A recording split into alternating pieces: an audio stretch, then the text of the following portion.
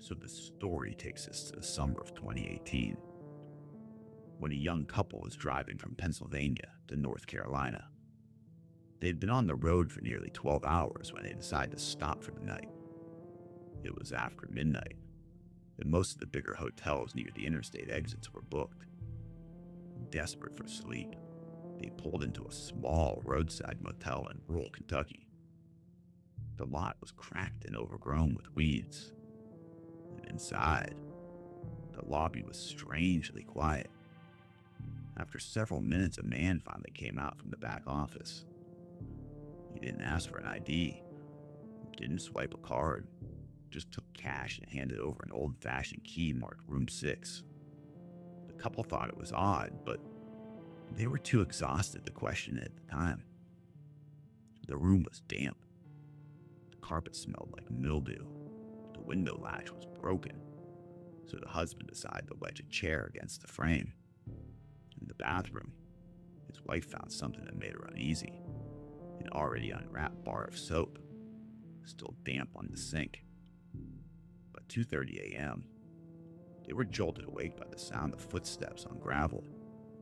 Peeking out, the husband saw a man standing by the car, not moving, not breaking in, just staring.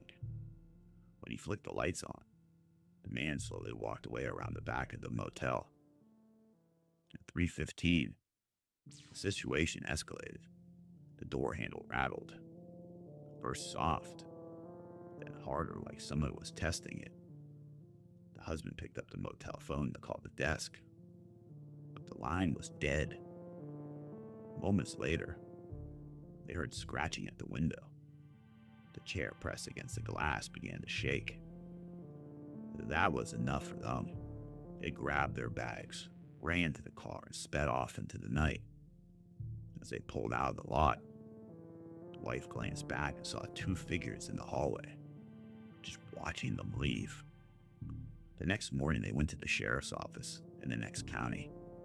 And according to deputies, that motel was a known problem spot. Over the years, it had been tied to robberies, drug deals, and even violent assaults on travelers. Police explained that many rural motels stay open under absentee owners, making them havens for squatters and people looking for easy victims. This wasn't the first report.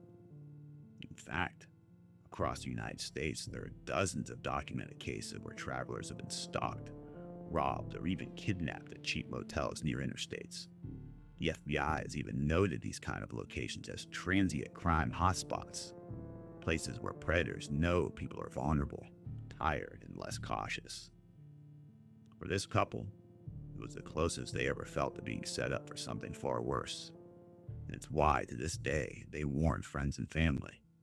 Don't just trust the neon sign on a dark highway. You don't know what's lurking.